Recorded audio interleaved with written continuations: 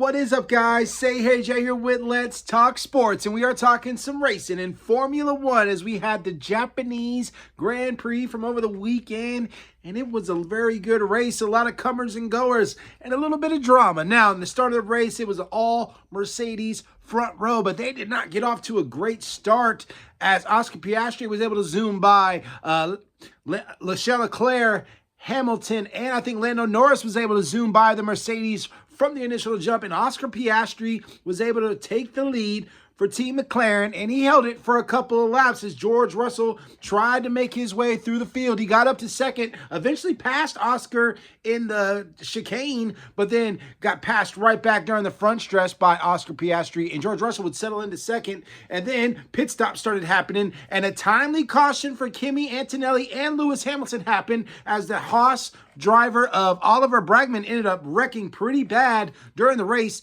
and causing a full course caution, which kept Kimi Antonelli from able to pit and keep the front spot of the race. Hamilton only dropped a couple spots, but it gained him a little bit of track position. And then we had another restart where George Russell ended up struggling and losing more spots to Ferrari. And we had Kimi Antonelli, Oscar Piastri, and Ferrari battling it out again. They've been battling every single race, it feels like. And they had another great battle, battling for that third and final podium spot. And eventually, Leclerc would get that spot, and then George Russell would contend for that spot, as that was really the race there at the end, was for the final podium, because Piastri and Kimi Antonelli were gone. But it was a great race for that last podium. Ferrari and Leclerc ended up getting that last podium spot. Oscar Piastri second, and Kimi Antonelli, the 19-year-old, wins back-to-back races in Formula One, and he is the points leader for Formula One at only 19 years old. There was a lot of hype around this kid. He was the one that replaced Lewis Hamilton and Mercedes, and if you watch that Netflix series